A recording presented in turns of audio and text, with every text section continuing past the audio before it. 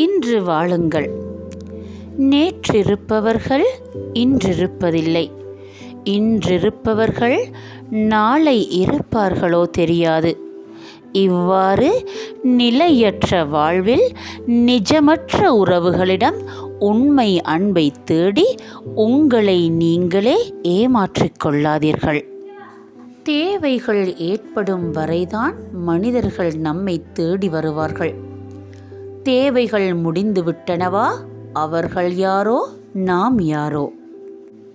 தன்னிறைவு என்பது நமக்கு கிடைப்பதில் மட்டுமல்ல, நாம் கொடுப்பதிலும் தான்.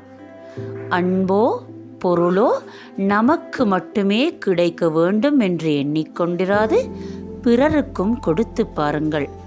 உலகம் எவ்வளவு அழகானது, நம்மை சுற்றி எவ்வளவு நல்ல மனிதர்கள் இருக்கிறார்கள் என்பதை புரிந்து கொள்ளலாம். சிலர் தமக்கு வாங்கிக் கொள்வதில் மட்டுமே கண்ணும் கருத்துமாயிருப்பார்கள். பிறருக்கு கொடுக்கும்போது தமக்கு வசதியில்லை, தமது ஏழ்மை என்பவற்றை கூறி புலம்பிக் கொள்வார்கள். பிறருக்கு வழங்குவதற்கு செல்வச் செழிப்பு தேவையில்லை. நல்ல செல்வச் செழிப்புள்ள உள்ளம் ஒன்று மட்டுமே போதும். எமக்கு கிடைப்பதில் கூட பிறருக்கு கொடுப்பதன் மூலம் நாம் தன்னிறைவை பெறலாம். உண்மையான தன்னிறைவு என்பது எமக்கு கிடைத்து கொண்டிருப்பவற்றில் அல்ல, நாம் பிறருக்கு வழங்குவதில் தான் உண்மையான தன்னிறைவு உள்ளது. ஒரு சிறு ஏழையின் முகத்தில் உங்கள் வழங்குகையின் மூலம் ஒரு புன்னகையை ஏற்படுத்தி பாருங்கள்.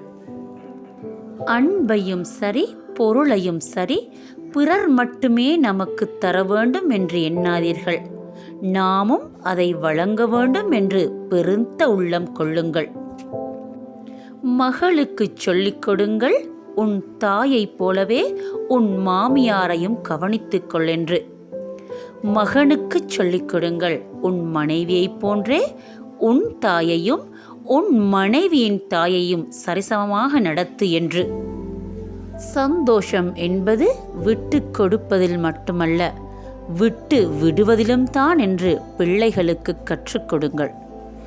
ஒரு தாய் எவ்வாறு பாகுபாடின்றி தனது அத்தனை பிள்ளைகளையும் பாலூட்டி சீராட்டி வளர்க்கின்றாளோ, ஒரு தந்தை எவ்வாறு தனது அத்தனை பிள்ளைகளையும் உழைத்து உரமேற்றி வளர்க்கிறாரோ, அதுபோன்றே பிள்ளைகள் அனைவர் மீதும் தமது தாயையும் தந்தையும் பராமரித்துக் கொள்வது கடமையாகும். ஆண் பிள்ளைகள் தான் பெற்றாரை கவனிக்க வேண்டும், பெண் பிள்ளைதான் அவர்களை கவனிக்க வேண்டும் என்ற பாகுபாடு எந்த ஆகமங்களில் கூட இல்லை. பெற்றாரும் சரி, உற்றாரும் சரி, பிள்ளைகளும் சரி, எதை நாம் விதைத்தோமோ அதைத்தான் அறுவடை செய்து கொள்வோம்.